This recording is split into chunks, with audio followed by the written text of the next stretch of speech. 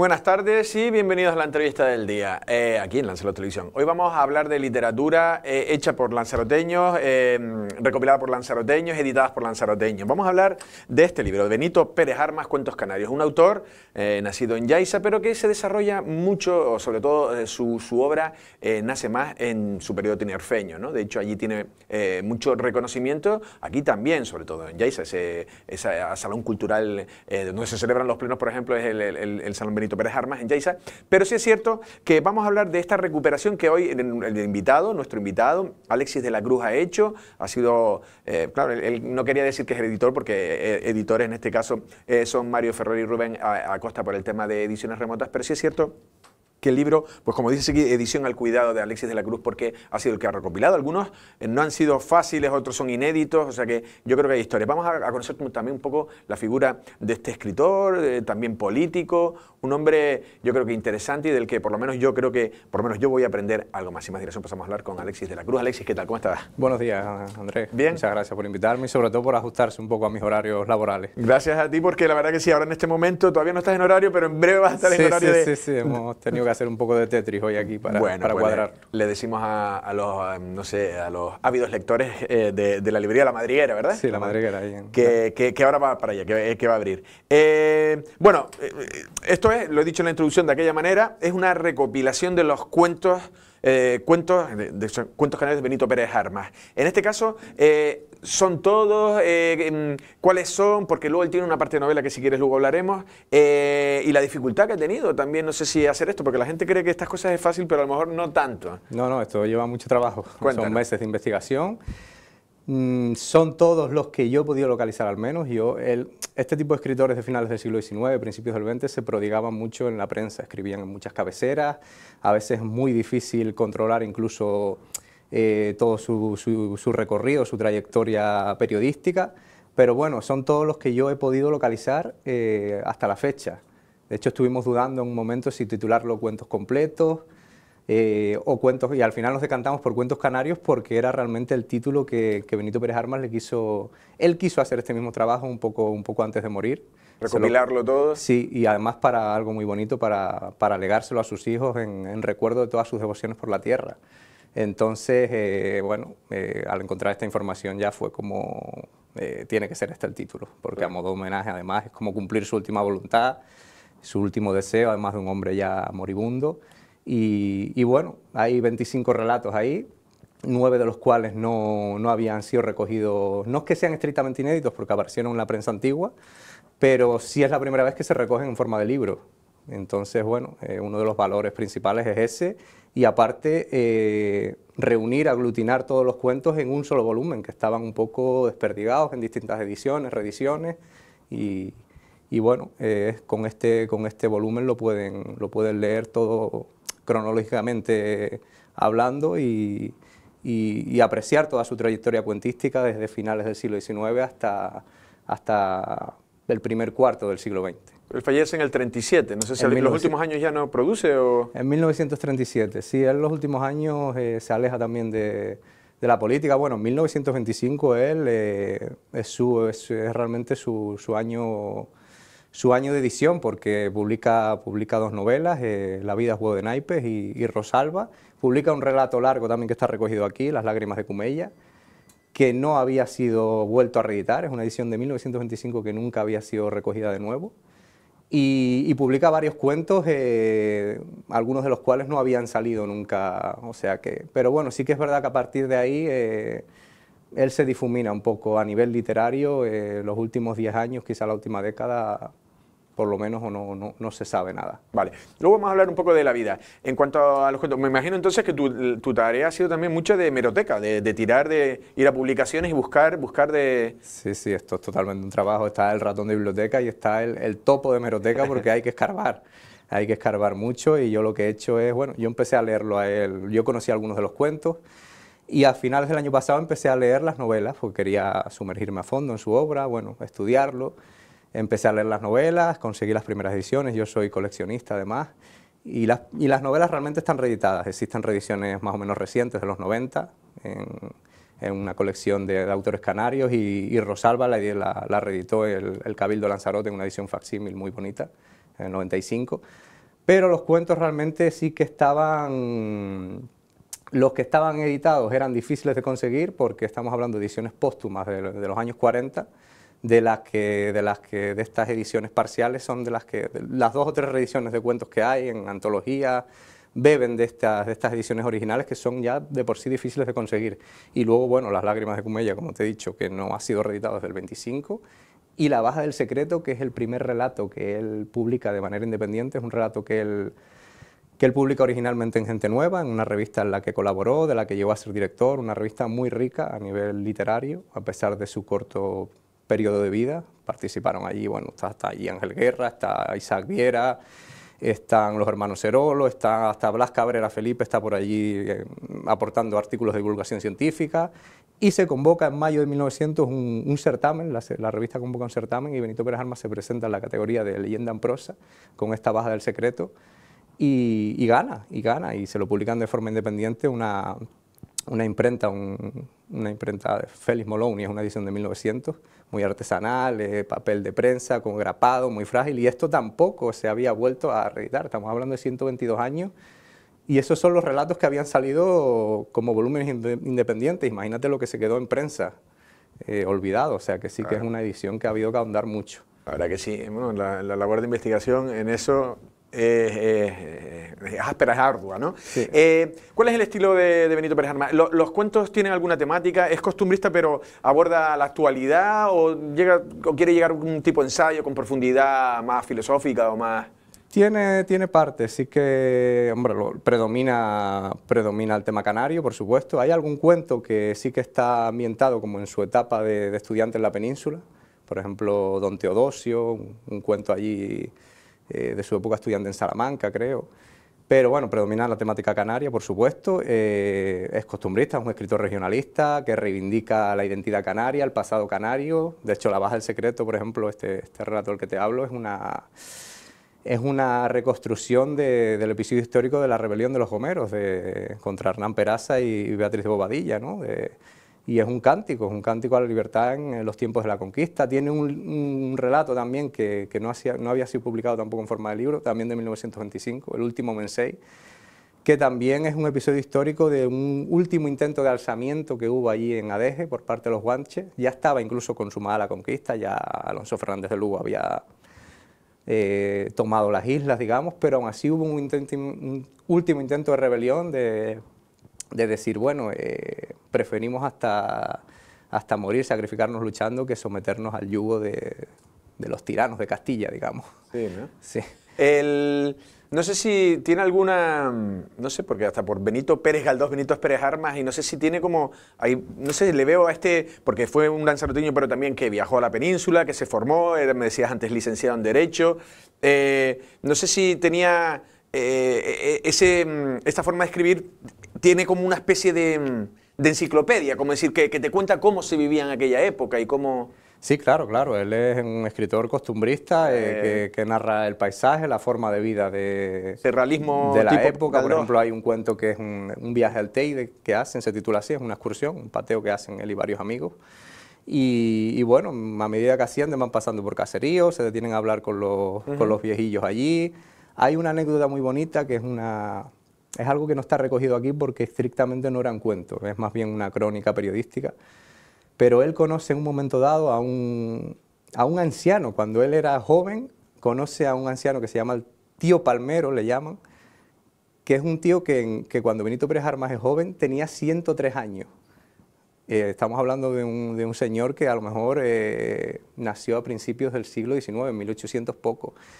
Y deciden visitarlo, él y Diego Crosita, el poeta y el caricaturista y otro amigo de ellos, deciden hacerle una visita, bueno, conversar con él, charlar con él y recoger ese modo de vida de cómo se vivía incluso antes de que ellos que él les describiera un Tenerife inaudito para ellos, inédito, que era como un siglo anterior incluso. Y bueno, sí, es muy rico en este tipo de detalles de conocer la tierra, tanto por parte tanto en Tenerife como en Lanzarote. Algunos de los cuentos más más bonitos y más auténticos de él, que ya la mayoría habían sido editados, son recreaciones, recuerdos de infancia de él en Yaiza, sus vivencias cuando era chinijo Pero bueno, pues vamos allá, Alexis, vamos un poco a contar, porque es como un lanzaroteño conocido pero desconocido, porque ahora lo vas a contar tú, él desarrolla su actividad profesional en Tenerife y casi lo hace en suyo. Entonces cuéntanos un poco también cómo es la vida de él, cómo acaba y también por qué los chicharreros se lo apropian. Bueno, mira, él, como todos saben, nace en Yaiza, estuvimos allí en la presentación el otro día, en la Casa de la Cultura, en su casa natal, estuvieron familiares que vinieron de Tenerife precisamente, pasa sus 10, 11 primeros años en Yaiza, se cría allí y a los 11 años lo mandan a estudiar a Las Palmas, al seminario. Él en principio estaba un año en el seminario, se ve que no comulgaba mucho con los curas y al final estudia en otro colegio. Un lustro allí se empieza a relacionar con la intelectualidad canaria, con Mesa y López, con muchas figuras que llegarán a ser muy importantes, que estudiaban en ese tipo de colegios, quizá de élite. Poca gente podría acceder a ese tipo de cultura en esa época. Debía ser de una familia acomodada, ¿no? Pudiente, sí, quizá. Y bueno, él realmente termina allí lo que sería hoy el bachillerato y se va a la península, a Salamanca en principio, atraído un poco por la fama de la universidad, a estudiar Derecho, pasa un año en Salamanca,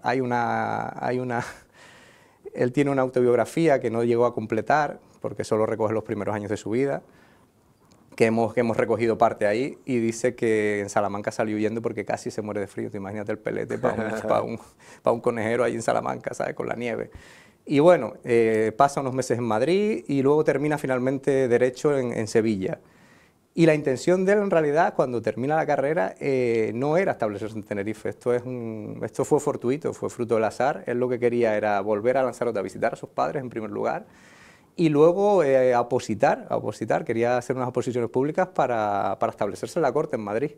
Lo que pasa que él zarpa pues me imagino que de Cádiz o de algún puerto en octubre de 1893 llega a Tenerife con la mala fortuna o no de que allí se entra otro barco procedente de Italia, un vapor italiano llamado Remo, que trae a bordo una epidemia de cólera morbo. Entonces, lo que le pasa es lo que hemos vivido todos nosotros estos par de años con el COVID, que lo confinan aparte de la población en Tenerife, no pueden salir de la isla, y se queda allí. Él ya huye rápidamente, se va para la laguna, porque el epicentro de la epidemia está en el puerto y en los alrededores de Santa Cruz, y un año después conoce a la mujer de su vida, la que será la madre de sus hijos, a doña Elena González de Mesa.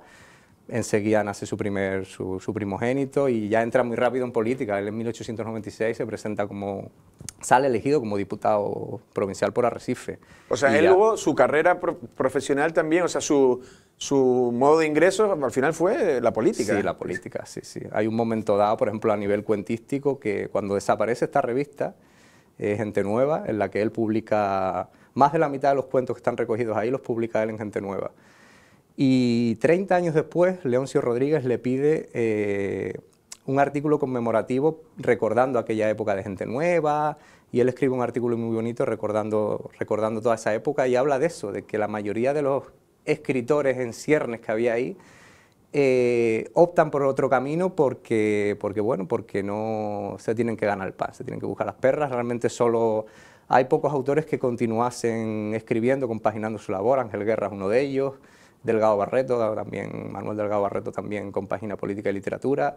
Pero bueno, digamos que por Nito Pérez Armas hay unas décadas que sí se centra mucho más en la política, crece mucho como político, llega a ser una figura realmente importante en las islas y podría haber sido muy importante, casi ministro a nivel nacional. Tenía relación, como decía, con Canalejas, ¿era con...? Sí, él estaba era como la mano derecha de José Canalejas, que tuvo la mala fortuna de que lo asesinaron, además enfrente del escaparate de una librería, de la librería San Miguel allí en Madrid. Pero si Canalejas hubiera salido presidente del gobierno, Leoncio Rodríguez apunta a esto y no lo dice a modo de homenaje póstumo, dice, es probable, y esto era un secreto a voces en la época, que Benito Pérez Armas hubiese sido ministro con Canalejas. Un hombre de confianza, ¿no? Sí, cercano. Sí. Y además, esto me imagino que tuvo que ser un palo terrible, aparte porque pierde a su amigo, a su mentor político, y se tiene que reinventar un poco, se tiene luego que ir por la conservadora, tomar otros derroteros pero sí, yo me imagino que la fuente de ingresos de él era, la política, de ser diputado. Sí, Llegó bueno, a ser presidente de la Diputación Provincial en la época que se aprueba la ley de cabildos, que se cumplió un centenario hace poco, en 2012. Llegó a ser presidente del Ateneo y bueno, tiene varios cargos muy importantes también a nivel académico en la Escuela de Náutica. Pero por eso vamos a lo de que se han apropiado un poco los chicharreros, porque por eso al final es un hombre metido muy en la sociedad tinerfeña. Sí, sí. Y claro, aquí porque se le ha reivindicado un poco posteriormente, pero allí realmente, como me decías tú, allí hay calles con su nombre, ahí Sí. era una persona... Yo no quiero dar la impresión o la imagen que se lo hayan apropiado, ¿verdad? Que condiciona tu vida. Él, 2/3 de su vida y los 2/3 más importantes a nivel creativo, literario y político los pasa en Tenerife. Claro. Es normal que tuviera más calado allí. De hecho, su biógrafo, su gran biógrafo, Marcos Guimerá Peraza, si quieren conocer realmente la vida de Benito Pérez Armas a fondo, les recomiendo esta biografía de Marcos Guimerá Peraza. Él usa una expresión muy afortunada para resumir este binomio isleño. Le llama ilustre tinerfeño de Lanzarote. Y te voy a contar una anécdota personal que me sucedió en la librería, que bueno, yo allí vendo libros de segunda mano y también me llegan juegos de mesa, de vez en cuando recibo algún juego de mesa y me trajeron un día el Septem, no sé si tú lo recuerdas, aquel juego, aquella especie de trivial canario, ¿no? para conocer Canarias, ¿no? Que además se define así, juego para conocer Canarias. Y bueno, estaba aburrido allí una tarde, me puse a ojear las tarjetas y me topo, ya estaba metido en la investigación, y me topo con una tarjetita en el punto rojo, que es la sección de literatura, que dice autor tinerfeño de la novela La vida, juego de naipe, 1925, entre paréntesis. Todo estaba bien, excepto tinerfeño, que tendríamos que decir que es lanzaroteño conejero, pero era una afirmación, era una tautología, era como que lo dan por hecho. Y bueno, allí está la avenida Benito Pérez Armas, un instituto. El otro día, una semana antes de la presentación, estuvo por aquí Luis Hortázar, que es su bisnieto, y nos contó hasta que hay un bar en la misma avenida que se llama Bar Benito Pérez Armas. ¿Sabes? Tú imagínate, yo no sé si es por admiración o porque está en la misma avenida, pero sí que es verdad que allí quizás es más reconocido, o se le ha rendido más tributo, quizás, no lo sé. Pero bueno, no quiero dar esa impresión de que se lo hayan apropiado los chicharreros, simplemente... No, pero al revés, esto, por ejemplo, yo me acuerdo, la verdad que el chico no era muy ilustrado, pero vivía en Escocia y un irlandés me decía que Picasso era francés. Claro, puedes entender, para quien no lo tal, pues que es verdad que estuvo en París y ya desde tal, pero en verdad él tiene toda la esencia española y tal, pero es verdad que luego ya prolíficamente o productivamente también produce mucho en Francia. Estamos ya en recta final. El tema de las novelas tampoco lo quería dejar porque estos son los cuentos, pero me decías tú que principalmente él fue, con algunas que has comentado, novelista. Él es más conocido y estudiado y reconocido como novelista. Él publica una novela muy temprana, en 1901, que tiene una reedición más o menos reciente, La Laguna, que se llama De padres a hijos. Es una novela también costumbrista, ambientada en Punta del Hidalgo, que habla mucho del tema del mundo de la lucha canaria. Y luego tiene sus dos grandes novelas, que son Rosalba y La vida, juego de naipes, que las publica en 1925 y que son dos novelas de lo mejor, a lo mejor del costumbrismo, del regionalismo a nivel novelístico en Canarias. Además en enclaves históricos, por ejemplo, La vida, juego de naipes es una novela que transcurre en parte en el Hotel Taoro, que es un hotel que ahora creo que está cerrado, lo están rehabilitando, pero fue un establecimiento muy importante donde se reunían intelectuales, viajeros de la época, y te cuenta un poco muy bien los entresijos de la vida tanto de la gente humilde como de ciertas élites en las que él se movía.